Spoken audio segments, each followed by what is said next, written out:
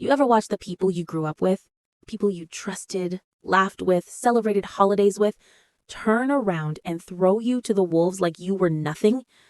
Because I did. My own cousin set me up for a crime I didn't commit, sat back while I rotted in jail for 6 months, and then acted like I was dead when I got out. But here's what they never expected.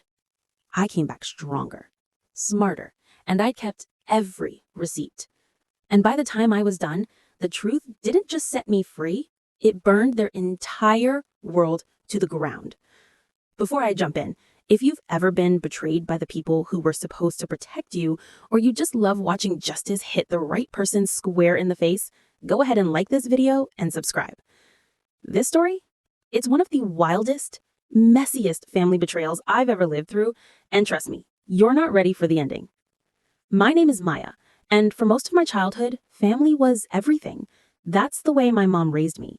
You show up for people, you don't ask questions, you don't keep score. You just love them. I never realized I was the only one who actually believed that.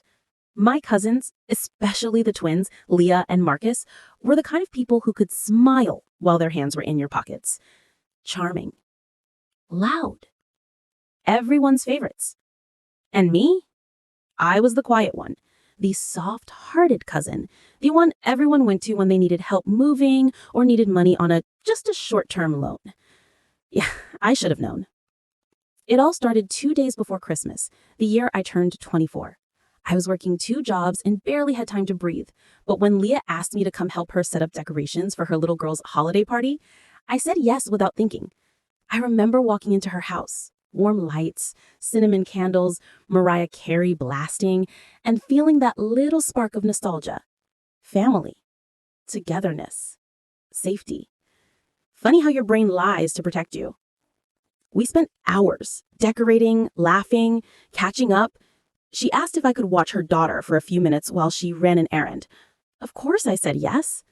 But when she came back, everything was off. She seemed nervous, jittery, kept checking her phone.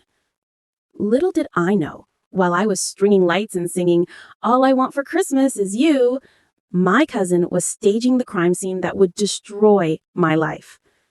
At around 7 p.m., there was a knock at the door. Not a friendly knock, a heavy, echoing cop knock. You know the one. I opened the door and saw 2 officers staring me down. "Ma'am, we need to speak with you regarding a reported theft." My stomach dropped so hard I thought I was going to pass out. What? Theft of what? One officer held up a photo of a velvet jewelry box. Inside it, a diamond necklace that apparently belonged to Leah, some inheritance piece from her grandmother. "We have reason to believe you took it." I laughed. I actually laughed. "You're kidding, right? I've been here all day. Ask Leah." But Leah didn't defend me. She didn't say a word. She just stood there, eyes wide, hand over her mouth, pretending to be shocked. "Maya, I trusted you with my home," she whispered, and single fake tear slid down her cheek. Oscar-worthy, honestly. My heart snapped so loudly I swear the officers heard it. Within minutes, they were handcuffing me, right there by her Christmas tree, while her daughter cried and begged them not to take me away. I looked at Leah one last time, silently begging her to stop this, to tell the truth, to act like the cousin I grew up with. But she stepped back. She actually stepped behind Marcus, as if she needed protection from me. And that's when I knew they weren't confused. They weren't mistaken. This was planned. The ride to the station felt like falling down an endless dark hole. I tried explaining, but the officers told me that evidence was strong. Fingerprints on the box, financial motive, timeline matching. I didn't understand any of it. Fingerprints on a box I'd never seen? Financial motive? Yeah, I was broke, but I wasn't a thief. Timeline? I never left the house. Then they said the box was found in my car. My car. I hadn't been in my car all day. I knew right then this wasn't an accident. Someone planted it. Someone I loved. Someone who knew I trusted them enough to walk right into the trap. The trial was a blur. My public defender was overworked and underprepared. My family, every last one of them, took the side of the poor betrayed twins. And the day the judge sentenced me to 6 months in county jail, my mom cried so hard she collapsed on the courtroom floor. Meanwhile, my cousins sat in the back row holding hands like they were the victims. 6 months doesn't sound long, but when you're innocent, it feels like a lifetime. Jail changes you. People like to pretend it doesn't. They tell you 6 months is nothing, like it's some long weekend you'll recover from. But when you're innocent, when every second of that time is spent replaying how your own family threw you into a concrete box, it hits different, way different.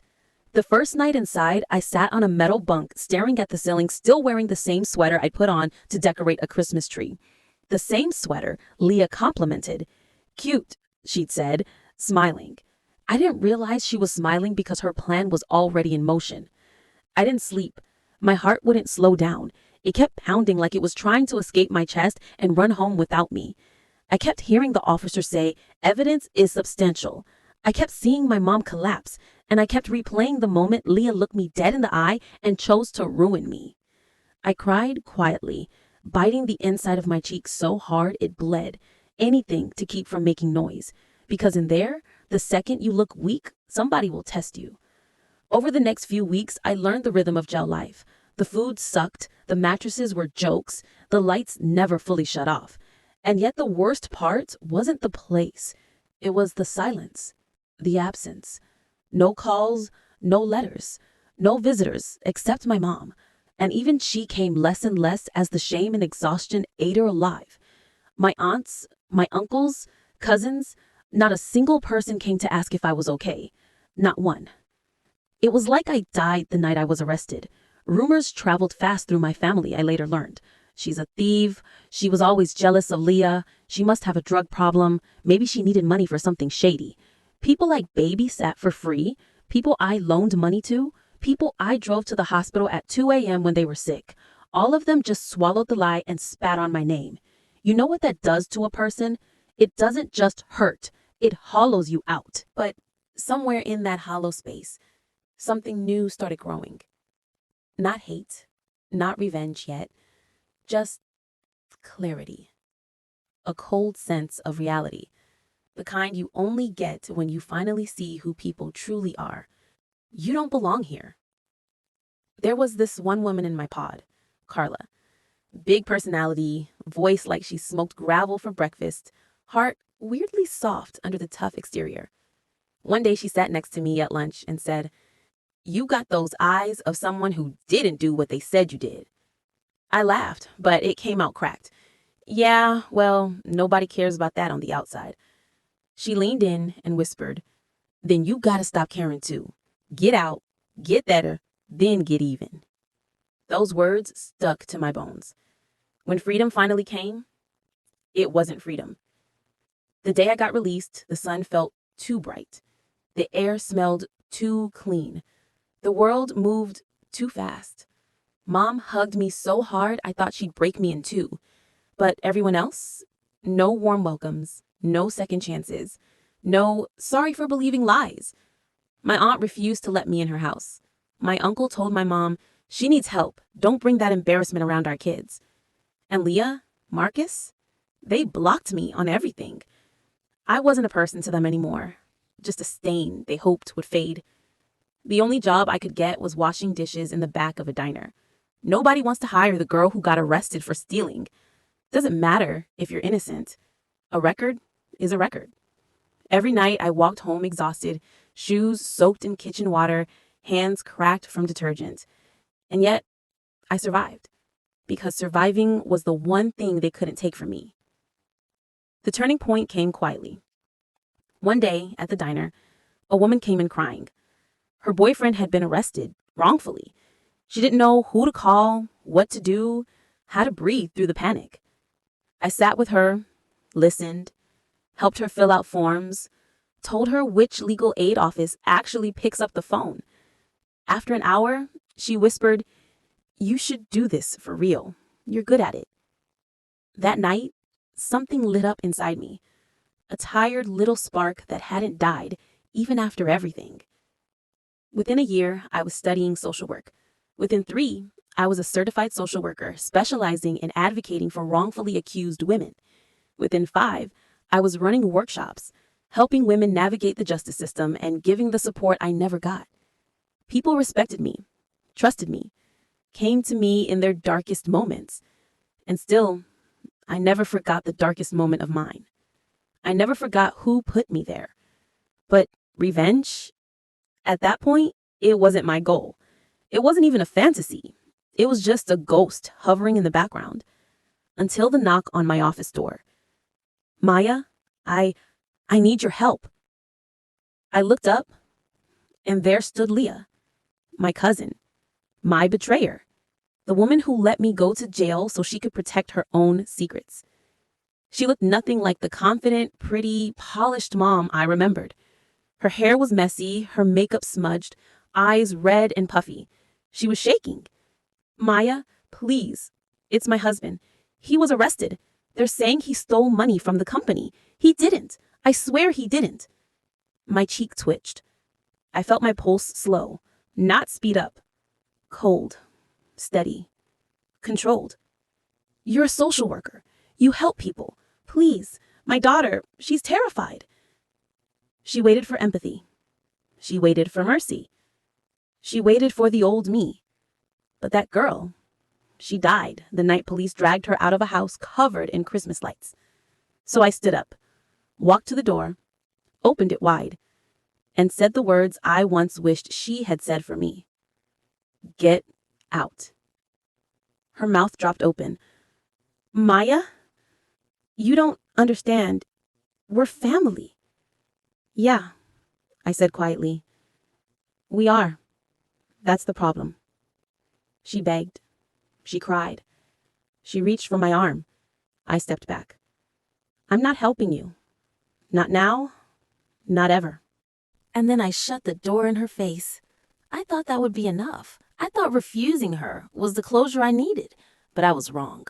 Because the revenge, the real revenge, the one that would destroy everything they built, that came later. And it started with one tiny discovery. A secret I didn't learn until years after I left jail. A secret my cousins never wanted anyone to know. A secret that connected everything. The theft, the setup, the planted evidence, the silence. And revealing that truth? Oh, it didn't just ruin Leah and Marcus. It obliterated their entire world. I stood in the lobby, rain dripping off my hair, staring at Leah like I was staring at a stranger who had stolen everything from me, my freedom, my reputation, my family. She tried that fake, desperate smile she always used on people. Please, Maya, you have to help me. I don't know what to do. My husband, my job, everything's falling apart. For a second, just a second, I almost felt something, a flicker of pity, a whisper of that old, naive me. Then I remembered the girl who cried in that courtroom, the girl who spent nights shivering on a steel bunk, the girl who begged for justice and got nothing but betrayal in return. That girl didn't exist anymore. I let her talk. She spilled every detail about the current mess she was in, how her husband was being accused of embezzlement, how she'd made mistakes at the office, how everyone in her social circle was whispering behind her back. All the while, I was taking mental notes. Every lie she had told me, every manipulation, every betrayal, everything. It was time. I started small. I dug through my old records from the jail and court case. I reached out to lawyers I knew, those who specialized in fraud and wrongful accusations. I began quietly compiling a timeline of everything that had happened. My arrest, the planted evidence, Leah and Marcus's lies, the witnesses they manipulated. This wasn't about money. This wasn't about petty revenge. This was about exposing the truth, about making sure the world saw what they were and what they had done. And most importantly, I wasn't going to do it recklessly. I wasn't just going to scream the truth into the void. I was going to make it irrefutable. Some nights I didn't sleep. I'd sit at my tiny desk in my apartment, surrounded by papers, legal documents, screenshots, financial statements, a single desk lamp cutting through the darkness. I'd run the events over and over in my head, The laughter in Leah's house the night she framed me. The smell of cinnamon candles masking her footsteps while she planted evidence. The metallic clang of the handcuffs as I was dragged away. I could almost feel it again. The panic, the humiliation. It made my hands shake sometimes. It made me grit my teeth at the memory of every person who smiled and nodded, knowing the truth and staying silent. But in that anger, there was focus. In that pain, there was precision. Every fact had to be exact. Every timeline had to match. Every person who lied had to be exposed.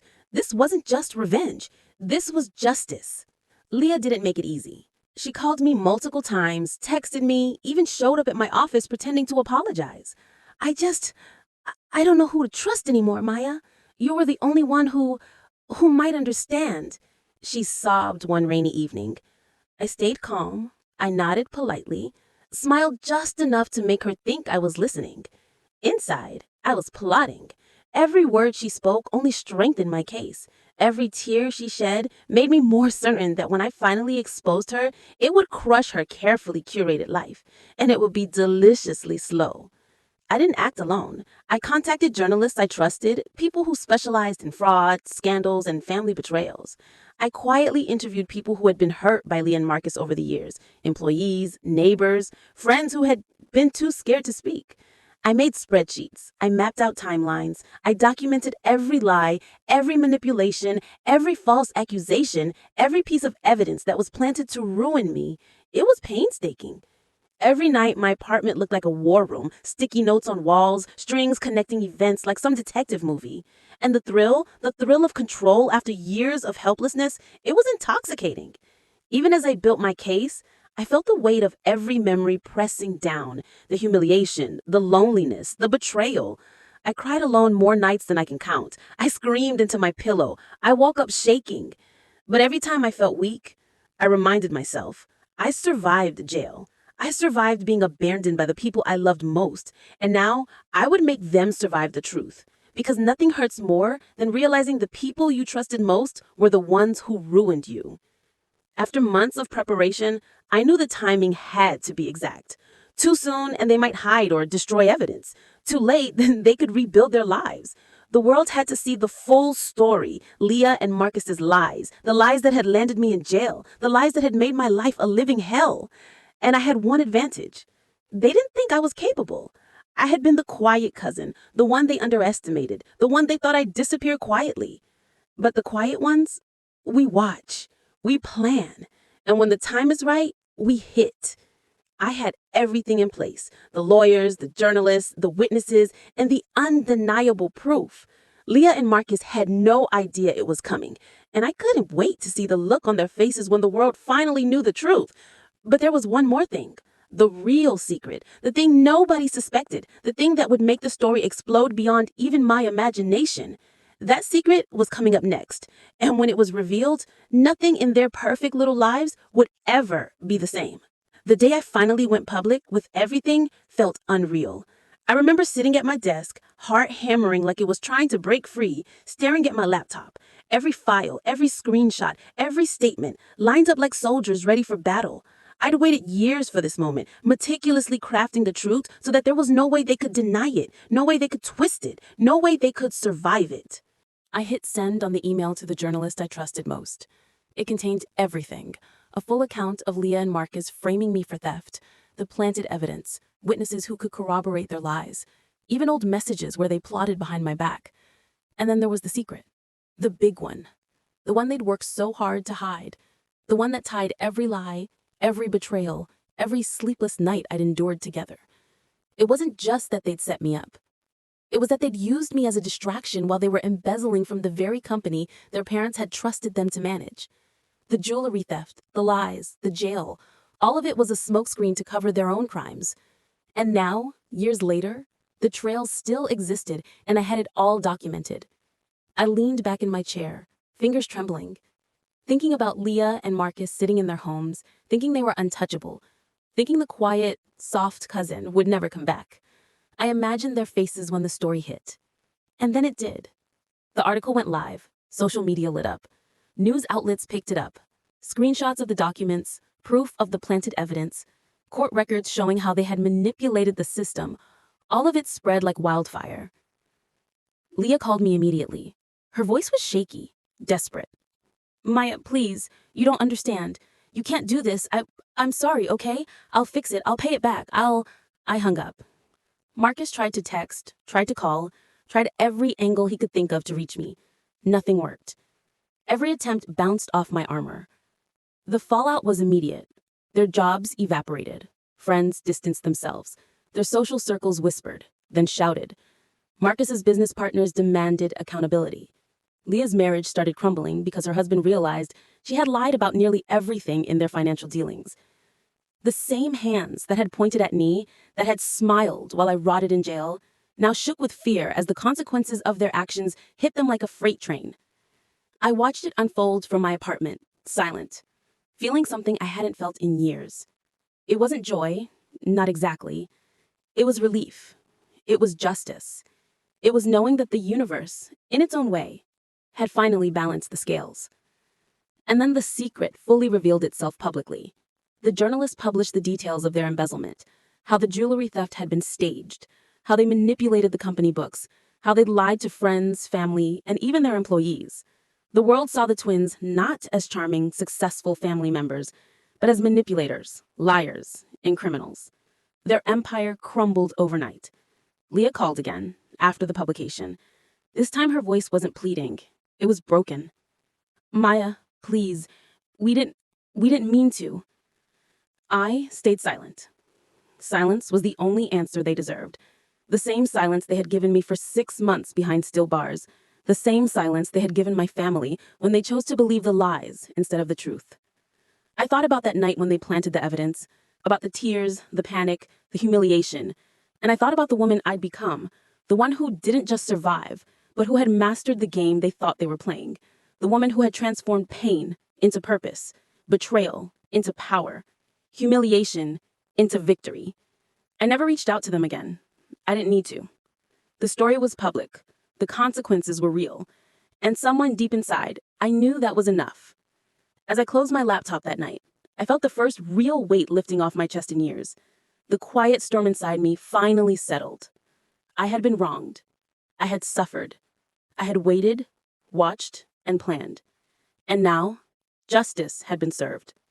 I didn't celebrate. I didn't gloat. I simply allowed myself to breathe for the first time in a long time, knowing the truth was finally out. And the people who tried to destroy me, they would never look at the world the same way again. The secret that had been hidden for so long, the truth about the staged theft, the manipulation, the embezzlement, was finally revealed. And it burned brighter than any revenge could have ever had. The lesson was clear. The quiet, underestimated cousin, who everyone thought would disappear quietly, had returned. And when she didn't just reclaim her life. She exposed the lies, the greed, the betrayal, and left the people who hurt her in ruins. And for me, that was enough.